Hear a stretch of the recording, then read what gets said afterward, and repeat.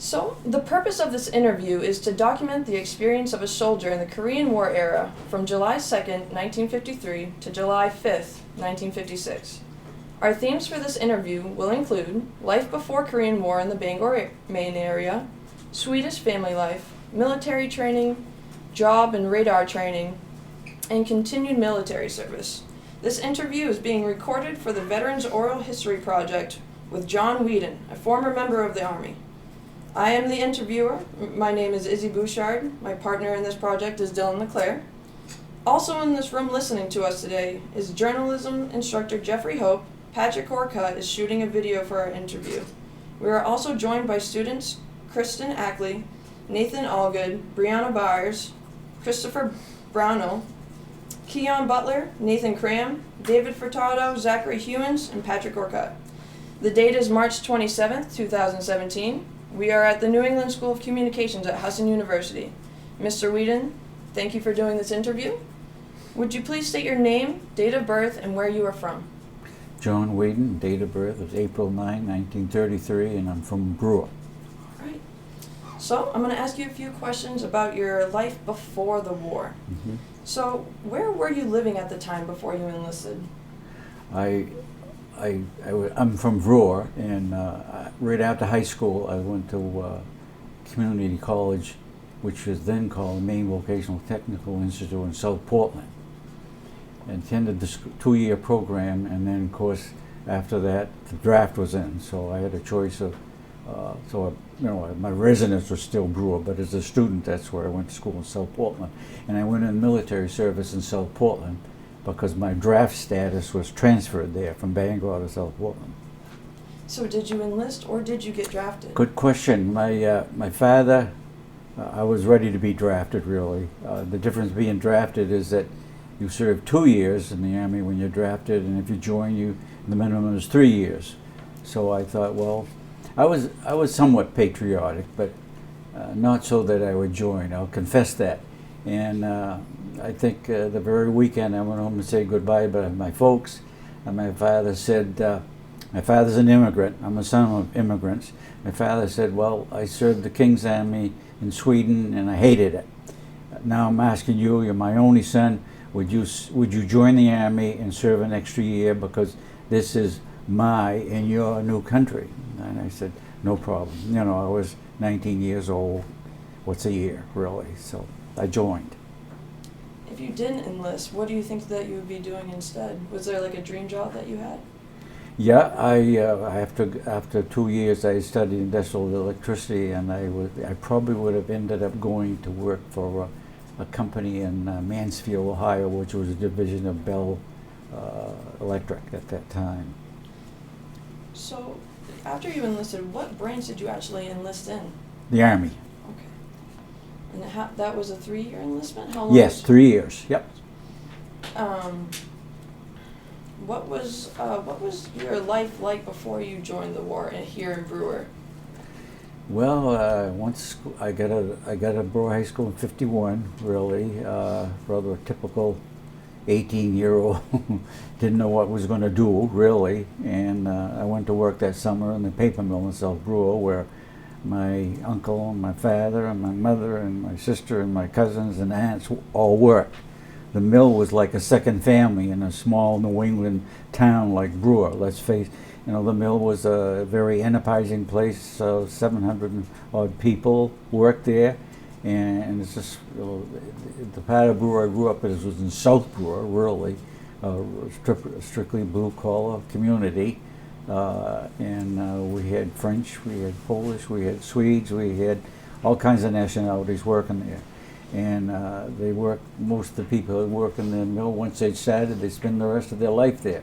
So it was like a family affair, really. It really was at the time. So I earned enough money that summer working there to pay for my board and room at the school in South Portland, and for the tuition too.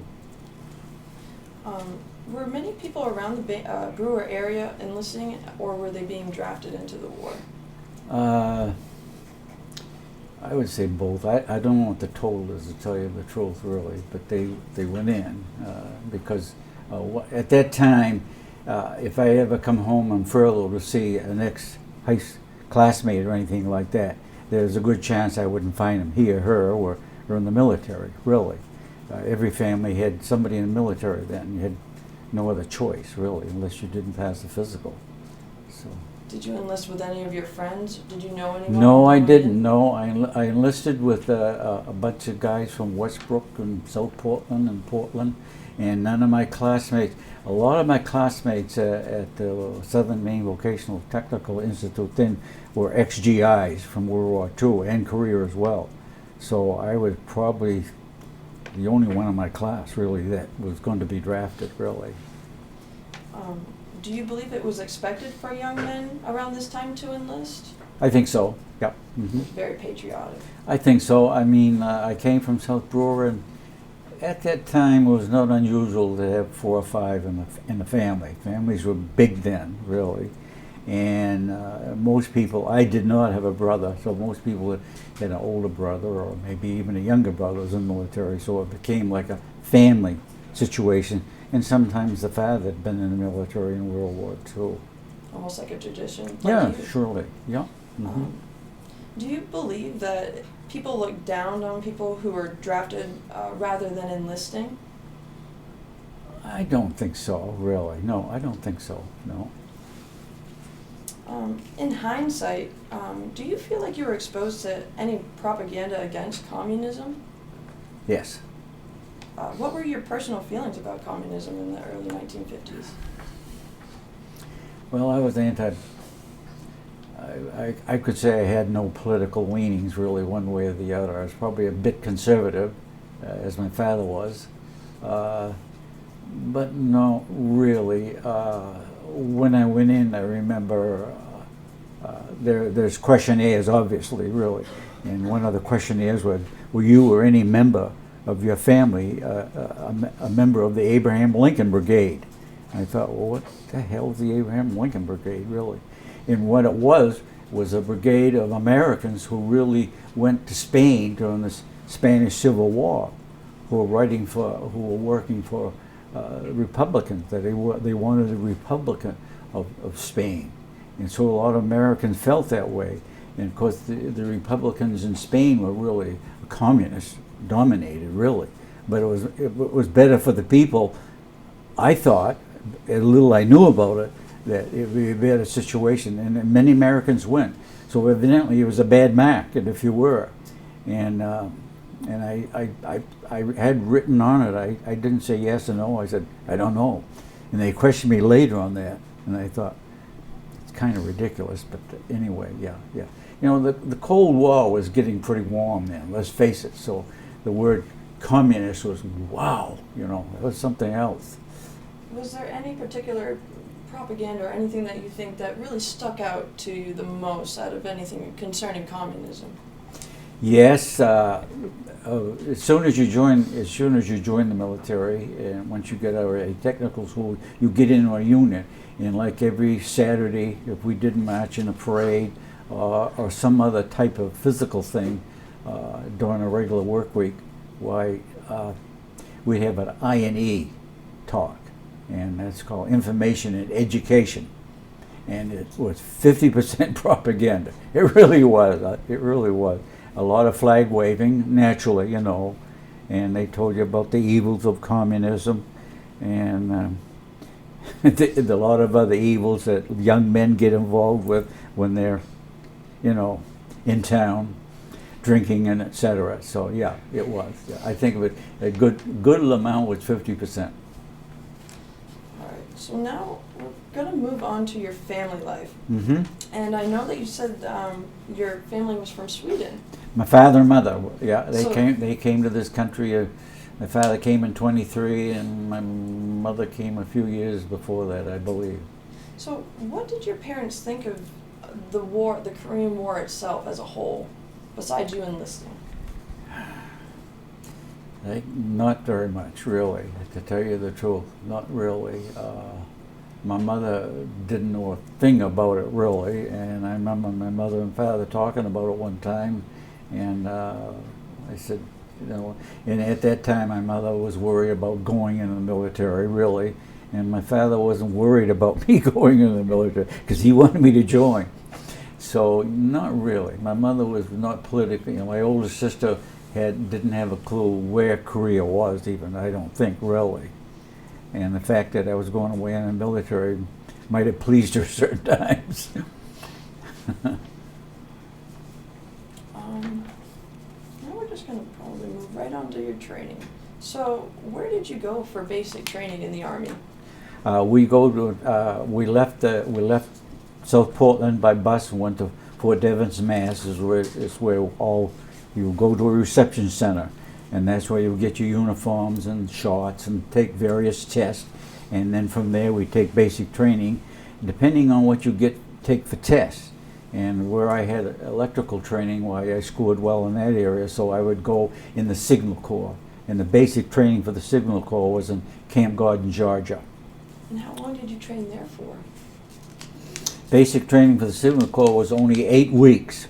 It isn't like for the infantry, which is 12 weeks, because we learned the basic fundamental things about combat of different types of small arms and things. We didn't go into tank warfare or mortars or things like that.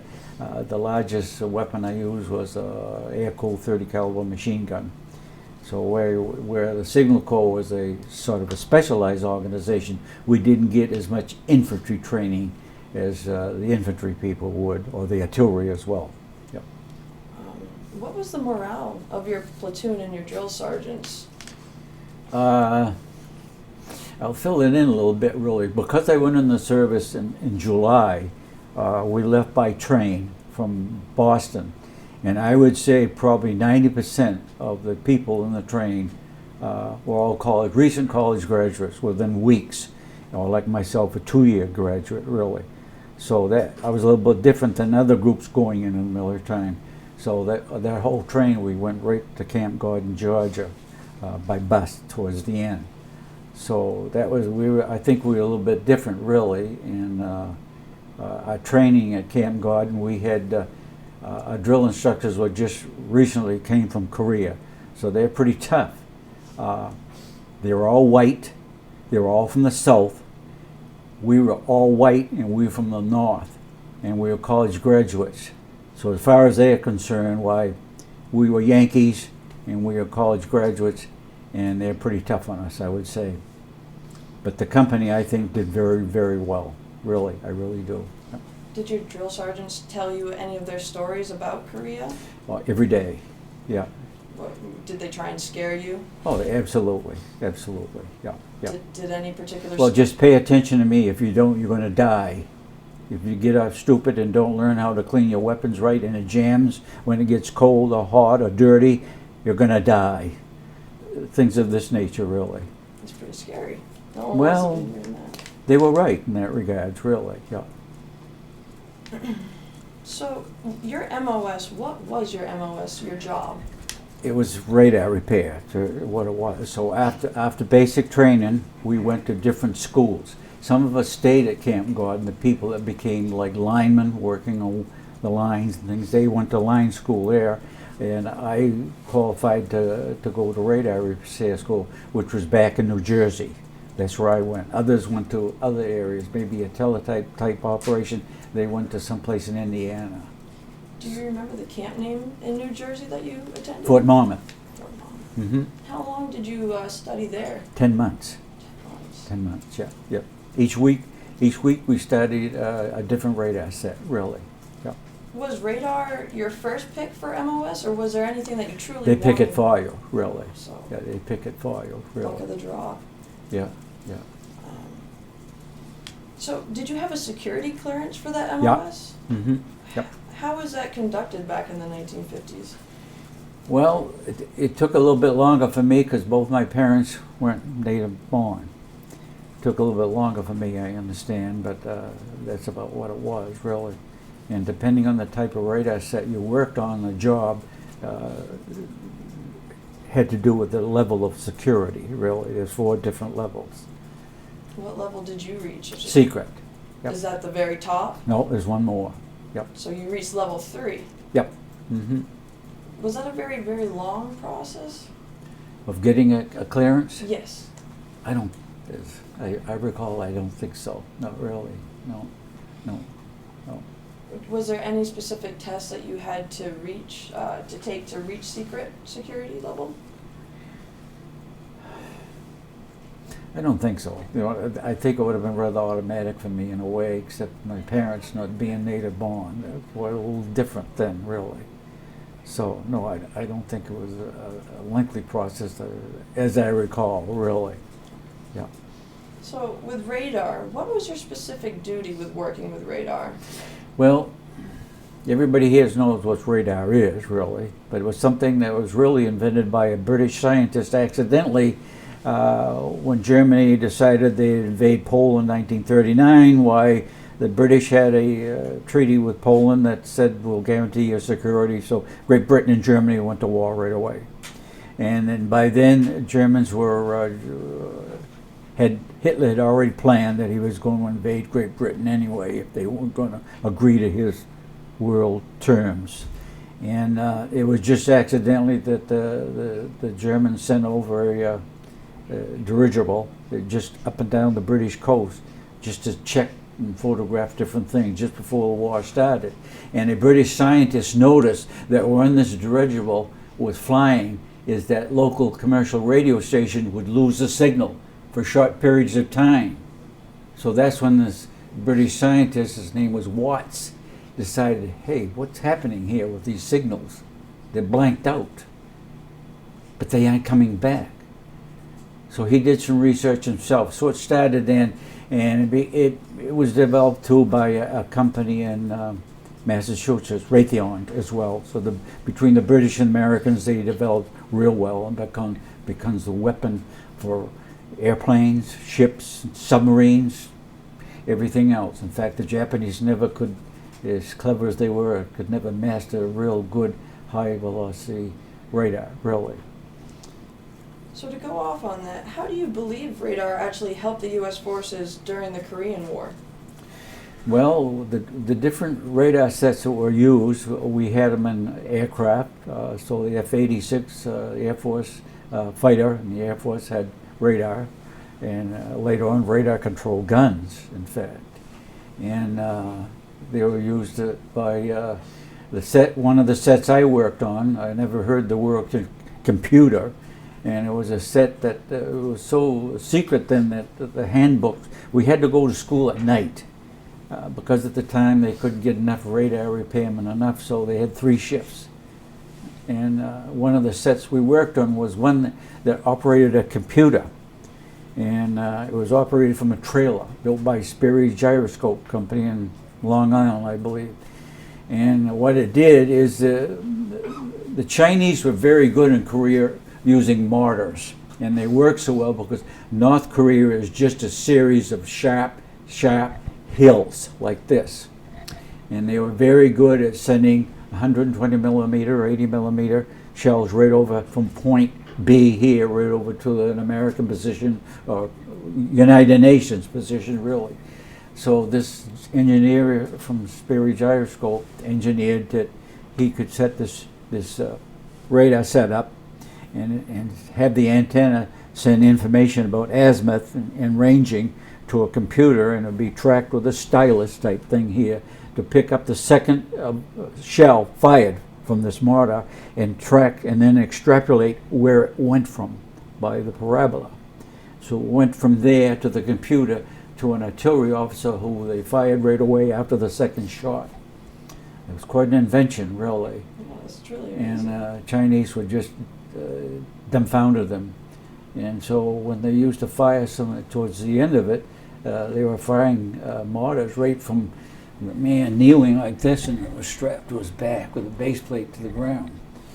So this thing was so secret that we didn't have any studies. We couldn't study it at night because the manuals were all numbered and turned in the class. So that was one of the major ones that I worked on. And we had other sets that we would work on that would directly control 150 millimeter artillery units, really, from that. And there are other ones that are used for tracing radar, weather control balloons like this. So after 10 weeks, 10 weeks of training, they picked people out to go in different areas and things like that. So they said, well, you're going to stay at Fort Monmouth, and we're going to train you on a different sort of a radar set, really. And in the set that I worked on, and that's what I did on my entire military life when I was in, was a set that the military then was really worried about radio transmissions and what happened. Why is there such a skip in radio transmissions in different places of the world? Why is there a skip at all? What is controlling this, really? So somebody from the University of Colorado invented this radar set that would trace the E layers of the ionosphere. Anybody heard of the ionosphere? Really? Heard of it. You're radio people too, really. Okay, we know what an ion is, right? Ions are a very small particle which can hold an electric charge, positive and negative. That's very important. So what the military had found out in the set that I worked on, we would send a signal into the ionosphere, which is the lower part of the atmosphere. This was set at a frequency, and the oscillator or generator would send out this radar pulse from 1 to 25 megacycles. This increase in frequency would generally be reflected off the ionosphere during the daylight hours. Why is that? The heat of the sun ionized these layers, and that's what gave you the skip in AM radio. So that's why you could go further than just over the horizon, 26 miles. So there's 3 of these layers, 2 of which we knew of, and the other one which just seemed to have occurred out of nowhere. We didn't know. So we recorded this information 6 different places in the world. In New Jersey, Adak and the Aleutians, just across the Iron Curtain in Austria, and in Naha, Okinawa, and one other place I can't remember, to tell you the truth. So the National Bureau of Standards, and I was in the Signal Corps working for them, was tracing this information, and the military was using it, and private industry was going to use it later on, really, but they're keeping it all secret then, really. So every 15 minutes this transmitter would send the signal up above, and of course the signal couldn't come back, but not until it would come back only at a certain frequency. So we could increase the frequency to 25 megacycles, and then it's gone. So that means the ionization in that layer had reached a certain point where it was saturated and the signal could not bounce. So we traced this, and the radar set had 2 large scopes, one for visually looking, we could look at it, and one that would record this information on a 35 millimeter black and white film. So most of my work was, and the other 4 operators in the station, we worked around the clock, night and day, and we would take this film and we'd run it through a projector on a desk, and we could trace every megacycle. The screen would go black because we'd turn the power off. So what would you get when you turn off the power on a screen like that? It goes black, but it comes back on black and white film as a white streak. So we had vertical spikes for every megacycle the transmitter went through. So we would record this information every 15 minutes in these 6 different places across the world. And that's what the military wanted to know. They did it. We did a test in Eniwetok in the Marshall Islands when they fired the atomic bomb under the water, and we tried to measure the what radioactivity in the lower ionosphere does to radio signals. So that's what I did. And when I went, and so I was transferred to this unit at White Sands. White Sands is a huge, huge desert area in south central New Mexico. It was bought by the government in 1943. The whole area is something like 80 miles long, 35 miles wide. And the government bought all up the land in 43 to test the atomic bomb. So after the bomb was tested at north of Alamogordo, after World War II and for the beginning of 1945, the Americans knew how well the Germans had developed rocketry and military missiles.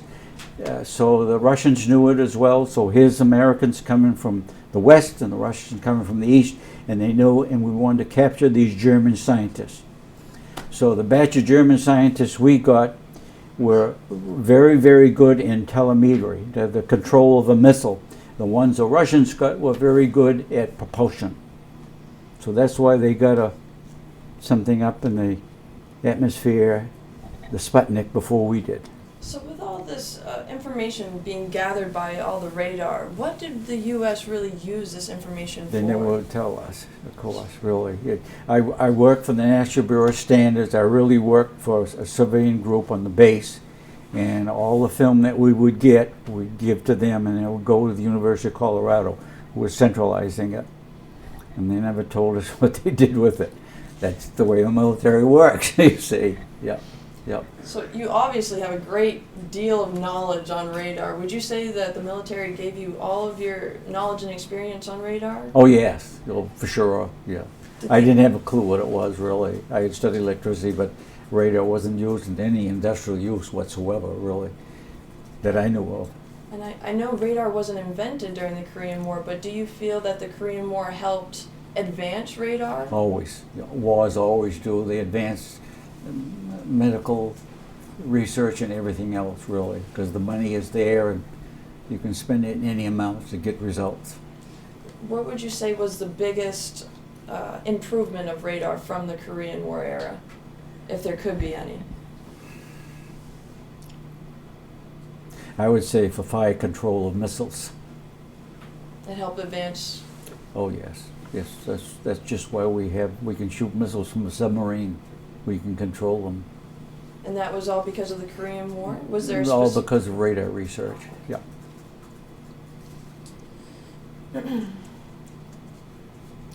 And I remember you saying that you recorded at 6 different locations for Yeah. these. So was there any specific reason they chose these 6 locations, or is it just random? I think they wanted some pretty close to the Soviet Union, of the Iron Curtain, because they knew the Russians were doing it as well, really. Yeah. Yeah. And the other locations were picked just because of the geophysical year. I mean, studies show that although the action of the sun does ionize the ionosphere, is there any cycle that it works on? Definitely. They realized then that the activity the activity of the sun increases over an 11-year cycle and decreases over an 11-year cycle. And at that time, nobody knew. Maybe I'm sure they know now, but we didn't know anything about then, really.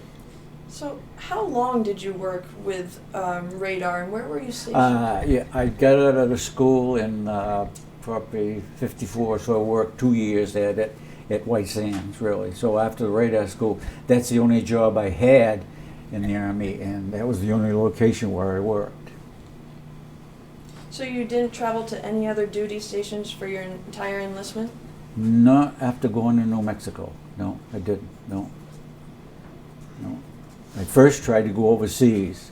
I had relatives in Sweden, and I wanted to go to the radar set in Austria, but they picked somebody else, and they sent me to New Mexico, really. So talking about the Korean War, what were your own personal opinions on General Macarthur and President Truman, if you could have any? I'll try to be as objective as I can. Okay, yeah. General Macarthur was from a long family of military people. He was a very autocratic, a very successful, a very brave officer in World War I. And in World War II, he excelled quite well, and he ended up being in charge of all military operations in the Philippines, really. And from that point on, I think his career went downhill. That's how I feel about him, really. What had happened after World War II, the whole world was in a chaos, really.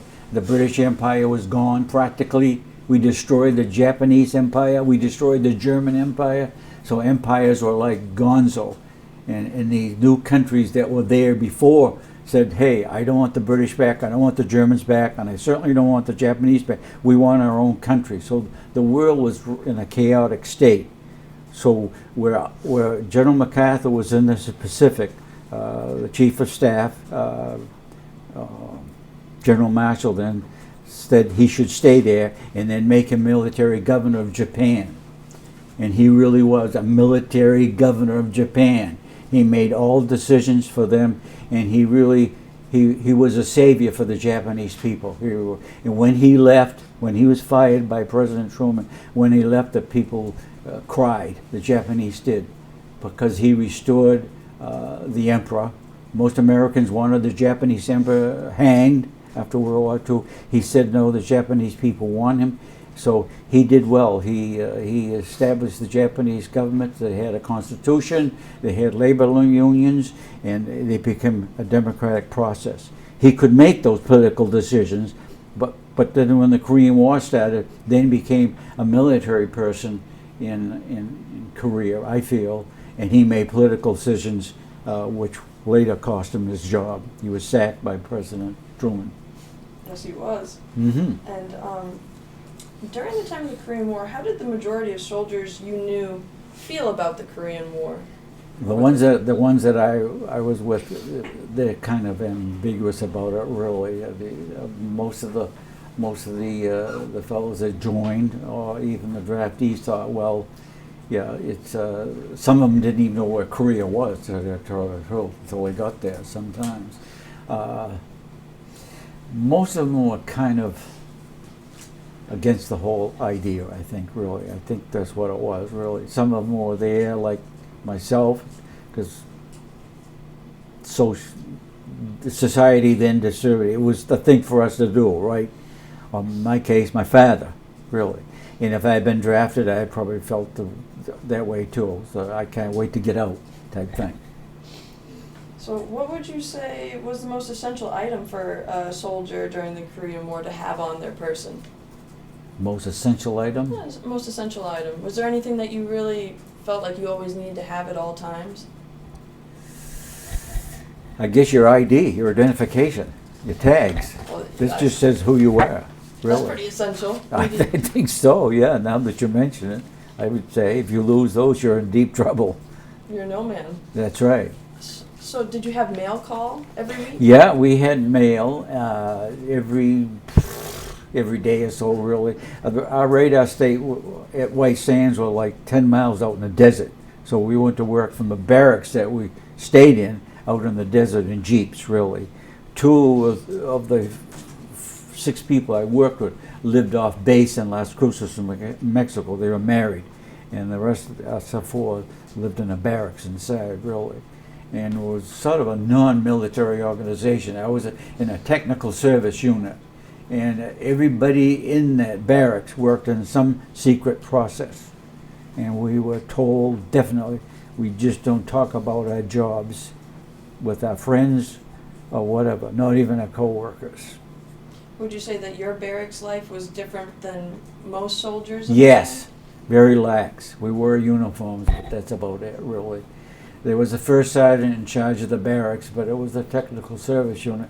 Half of us worked nights in rotating shifts, so there was always somebody sleeping in the barracks, really.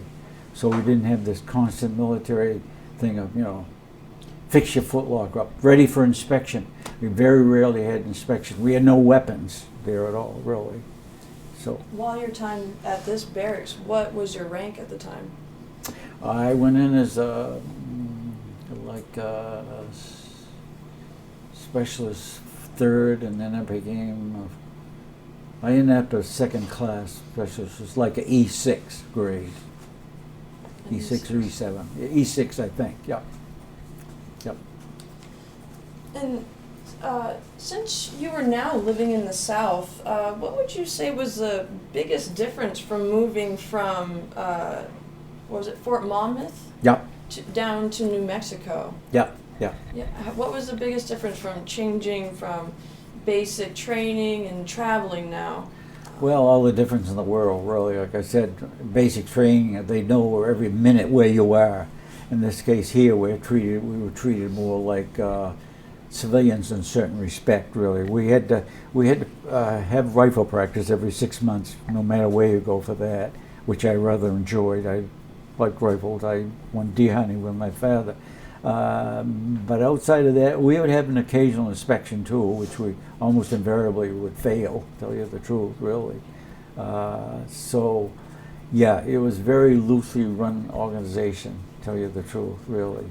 But that's the way it was, because there was, like I said, in that barracks there was somebody always sleeping. It's a strange situation at work, really. Some of the people that in the barracks worked on the missile program.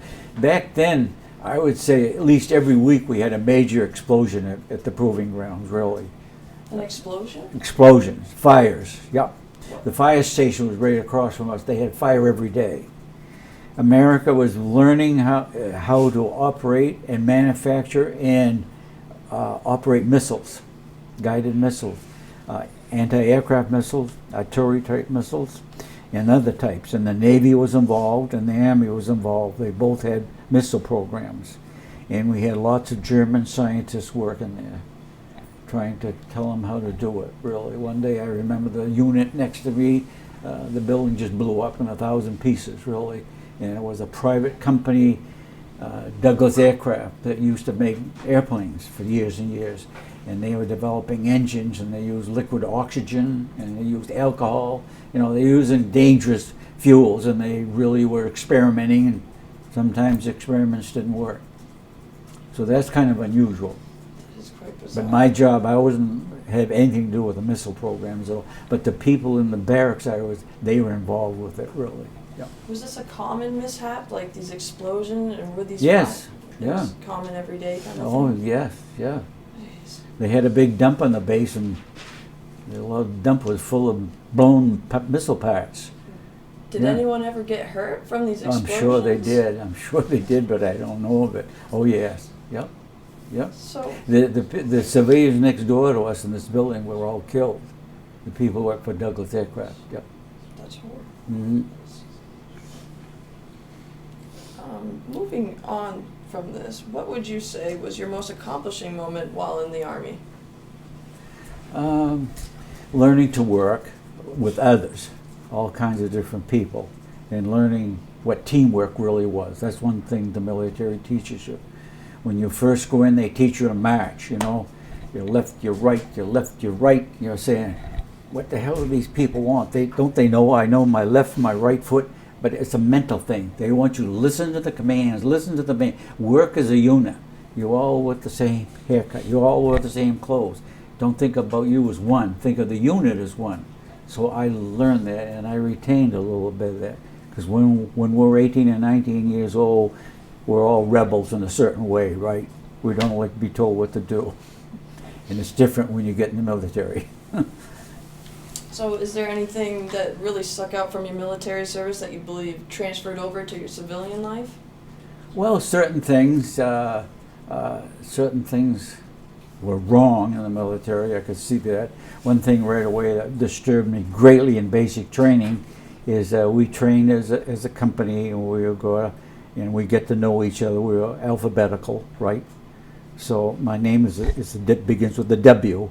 So in the squad, I was in a squad, there's 10 men in a platoon of 40. So there's 40 in the building.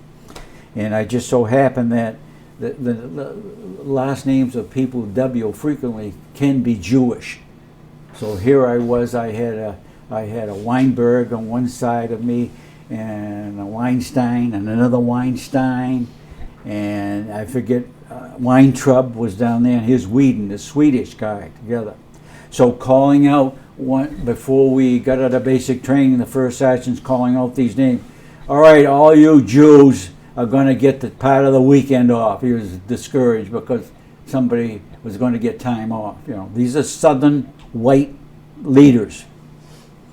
And so they read the names off, and they read the name Wedin off. And I didn't get out and stand in line. They wanted to identify the Jews. You know, that was a big deal. And this is a pretty stupid thing. And I didn't get out because I'm not Jewish, really. And so, and then the first sergeant looks right at me. Hey, Wedin, I can't say the words here, really. Don't you know if you're Jewish or not, you goddamn fool? You know, I'm saying, wait a minute, Sarge, I'm not Jewish. Oh, okay, get back in line. You know, this is typical. So about the fourth week of basic training, this young black soldier come in, really. Name was Kelvin Weims. I'll never forget him. And he came in because after the previous company ahead of us, he was in the 4th week, and he failed certain tests. So they said, well, you repeat the process, you go to company XYZ. And so Weims, a W, so he fits in. In fact, we doubled up. He was on top of me in the bunk, really. So one time, I guess within the first 3 to 4 days, I wake up at night and here he is getting dressed, and he had civilian clothes on. I said, Kelvin, what the hell are you doing? He said, I can't stand this life anymore. I really can't. I'm going back home. He was from South Carolina. He was black. And I said, what's, he said, I just don't understand it. I can't do well because I don't understand. I'm going back home. I said, you can't do that. You can't do that. They'll catch you. Okay, they did. And it has a happy ending because they put him in the supply room and he stayed there until his enlistment was out. But you see, he couldn't read or write, but he was black. And the draft board back in South Carolina, they don't care if a black kid was black, couldn't read or write. He was going to go in the army because you're going to take the place of a white kid. So I hated it, really. The family I grew up with, my father and mother being immigrants and being a religious type, realized we're all created equal, really. So this came to me. So these were 2 things that came to me that always bothered me. I'll never forget it and never forget him. That is an amazing Thank goodness story. it's changed in the military and it's changed in this country. Speaking of changes, how would you say, what do you believe is the biggest difference in serving from the 1950s to people who are serving today? Pay, big difference. Pay, big difference. Back then we get $38 a month. Oh, jeez. It's a lot of bucks, right? Oh, yeah, right. Oh, 38. How about that, huh? Yeah. So you believe that's the biggest difference out of everything? One of the biggest difference, and the other difference is that females can serve in the military now and serve well, and blacks and anybody in any color, and is treated like real people too. And even in basic training, people have certain rights and can speak up really and do things. Yeah, there's a big difference, as in society itself. The military is really a reflection of our society, really. You stop and think of it, really. In fact, the military, thankfully, is frequently ahead of society as far as social things, because it has to work. I was going to wrap up with some closing questions here, if that's all right with you. It's all right with me. All right. So, considering you served in the armed forces for over 20 years, how would you say your first enlistment during the Korean War differed from your other enlistments? Well, the difference was the Korean War situation. I had to go in, really, but I knew I didn't like the military that well. So as soon as I got out of the military, I had only had 2 years of post-high school training, so I wanted to go back, so I ended up going to Husson College. Okay, yeah. What did you study at Husson? Accounting. Did the military pay for it? Or? Yeah, I GI Bill, $100, $120 a month. Okay. So, yeah, and that's what happened, and that's when Husson College was back in Park Street, and it was 2 buildings. That was it, I believe, really. In fact, we had some classes at John Baptist High School because they were shorthand, they didn't need the space, really. And what happened after my second year at Husson, studying accounting, I had been married then, and we had a son born, and I thought, boy, finance is getting pretty tough, so I got a job in the post office working that summer, really. And I kept on working. I didn't go back my junior year, which I dread, which I big mistake, but I didn't. And I said, well, next year I'll do it. And of course, I never did, really. I got a few promotions along the way, so I stayed, really. But it's a mistake I made. I really should have borrowed money and gone, really. But the GI Bill didn't go a heck of a long way. Tuition back then was, relatively speaking, pretty high at Husson, really, and that was it. And the books were wicked expensive, as I remember. They still are. Yes. Nothing's changed? Nothing has changed, no. So you, before you enlisted, you lived in Brewer. Then Yeah. you went away for a little while. Yeah, and yeah. then you returned to Brewer Yeah. after your first enlistment. What Yeah. would you say, did Brewer change at all after your, Yeah, going away? somewhat in a way, really, somewhat in a way, but not the mill was still operating well, really. Schools were increasing because the school population, was enlarging, really. Families were still fairly good sized. My next to last year in the military at White Sands, I came home on leave and met a young lady on a blind date, and we're still married. I like 60 years later, here we go, really. What's your wife's name? Oh, Mary Jane. Yep. Would you recommend someone enlisting today in today's service? I think I do. I'm being interviewed by school children at Cole's Land Museum, and depending on an individual person, I think so. I would recommend, and there are other individuals that I would not recommend, but I wouldn't say it to them that way, really, because I'm not a professional person. But yeah, the military life is not for everybody. I don't think, really, not really. So, before we wrap this up, is there anything else that you'd like to say, or any stories that you've never told that you'd just like to get out? Not really. I mean, there are things that happen.